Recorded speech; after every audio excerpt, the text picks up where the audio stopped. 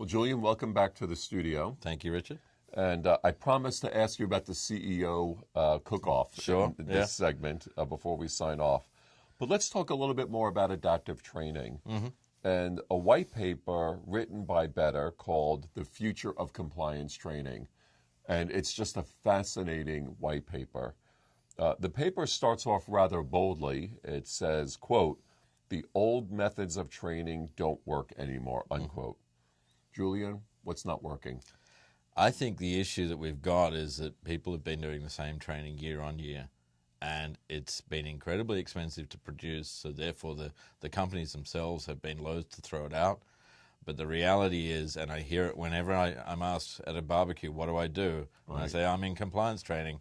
I go, it's not what people want to be doing. They're not getting any value out of it themselves. It's a burden for them to go through. So, we need to change the paradigm here. We need to change the way it's being delivered and how we're getting our message across. Well, the paper continues. It says that it talks about the frustrations of compliance training. So, Julian, who do you think is frustrated and why? Is it the compliance organizations? Is it the actual employee who's subject to the training? The paper talks about compliance training having a, quote, hostile audience, unquote. This all seems rather daunting, so maybe you could talk a little bit about it. I think the issue is that nobody really wants to do compliance training. It's not something that is going to improve your job prospects. Right. It's not something that's going to get you that promotion.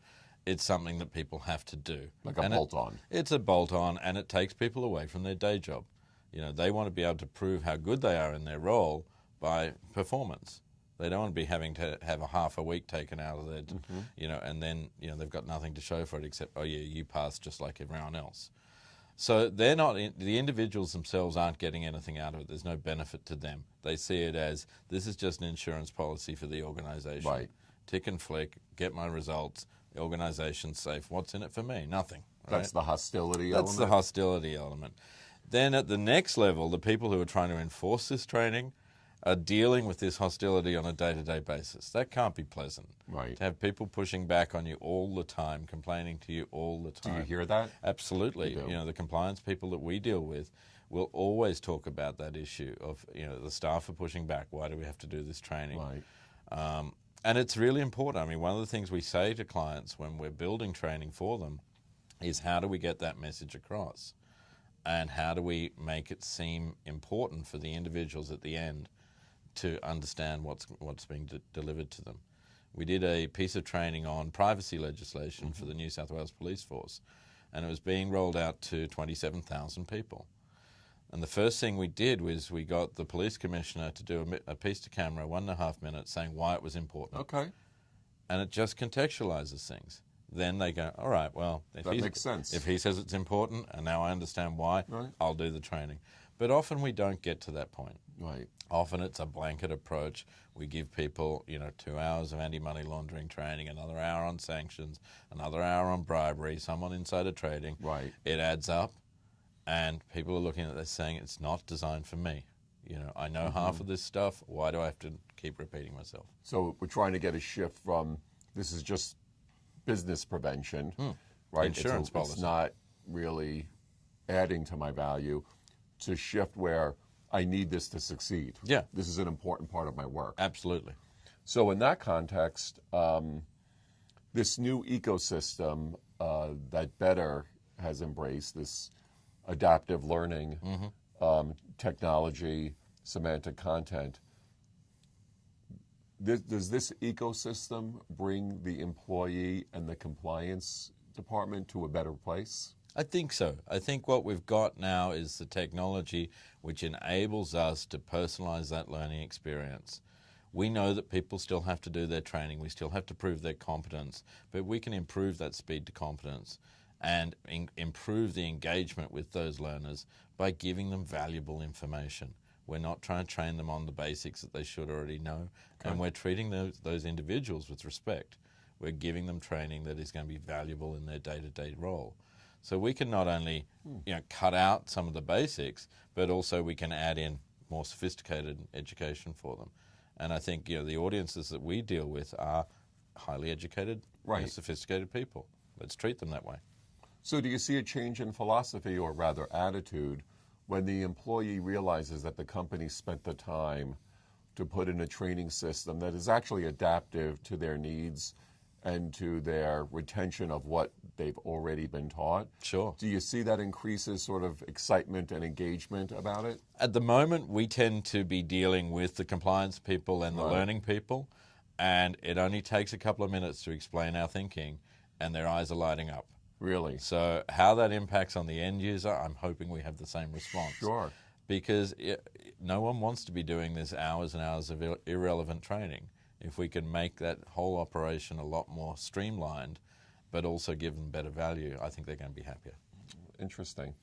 Well, so you've seen this in practice, and you've gotten feedback from the compliance organizations. Sure. So in one organization here in the States, they've rolled it out to 110,000 people on AML training. Wow.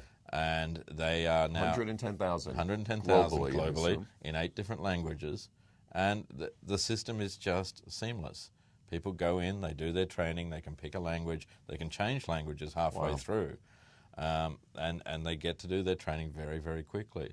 So they're now this will be their 3rd year of using the system, and it's a great platform for them. And hopefully they'll expand that beyond just anti-money laundering. But for a complex topic like that, it's really fabulous to see that they can get into much more detail than we could have provided in a 45-minute, AML 101 basics course. Well, you talked about speed to retention. So the idea is they're going through some initial gateway questions so the system understands retention and moves them along to either more an advanced level or just confirms that they've retained what the company expects them to retain. Exactly, yeah. So that whole piece around getting their competence to a certain level and understanding what that level is, and then next year they come back and hopefully the first 50% is done, so we know where they're at, we can test them out, and then move them on to the next level and the next level. And as they move through the organization, we can give them more sophisticated training just by looking at which job roles they're in and making sure that we're tailoring the experience to those job roles as well. So it should actually improve their competence and improve retention. And I would assume that employees that have had tenure in this organization know that this training system is not the same year to year, so they understand what they're sort of in for up front. Yeah, it's an interesting question because organizations that we talk to say, yep, for existing employees, that's great. But for new employees, we want them to do 100% of the course. Sure. They have to go through a strict training, even if they've got 20 years experience at a competitor. But it's important that they learn their way of doing things. So, yeah, there's still going to be that burden up front for new hires. Sure. But I think that's okay. Everyone expects that. That's an expectation. Yeah, and from a regulatory point of view, I think what we're going to be able to give those organizations is a better standard of reporting, a better understanding of where the gaps are in their knowledge and where we can address those gaps. So I think looking at it from a regulator's point of view, they're going to be happier with this outcome because they're actually getting more important information, what they need. Real data. That's fascinating. I think the paper concludes that adaptive training learning can save 50 to 80% of the time required to complete compliance training with a dramatic increase in retention and confidence. Julian, those are impressive statistics. So for those who want to find out more, what can they do? Where can they go? Yeah, look, they can come straight to our website, grcsolutions.co, and they will find us, and there's different contact people all around the world now. And we can provide also any papers and other information people want to see. Interesting. So finally, tell me about the CEO cook-off. Those pictures look really enticing, and I may make that one of my first overseas trips. Well, what's that about? Okay, so this is a charity that I really have a lot of belief in. My first career was in the hospitality industry. That's right. And I spent 15 years in that industry, and I saw a lot of food wastage. And it's not just in restaurants, but it's also in corporate cafeterias. Sure. It's in catering organizations. It's in hotels. At the same time, we have a really bad homeless problem. Right. In Australia, we've got over 100,000 people homeless in a population of 20 million. Wow. 28% are children. and some of those are as young as 12. And that's an awful situation. Sure. And I think we see it in every major city. That there's people living on the streets, living rough. And what can we do about it? Do we give them a few coins? Do we go and buy them something to eat? Right. That's not going to solve the situation. So this organization, Oz Harvest, has built a whole system around going to these organizations and retrieving the food. They've actually had to change legislation. And it's not secondhand food. It's not coming off someone's plate. It's just excess. It's just excess. It's that bread that we can't serve tomorrow. Sure. But we can turn that into something else. So they built commercial kitchens and so on. And then they distribute that food out to all the other charities around the different cities in which they operate in. And a wonderful organization. And it really makes us feel that we actually are doing something concrete that has a more permanent benefit.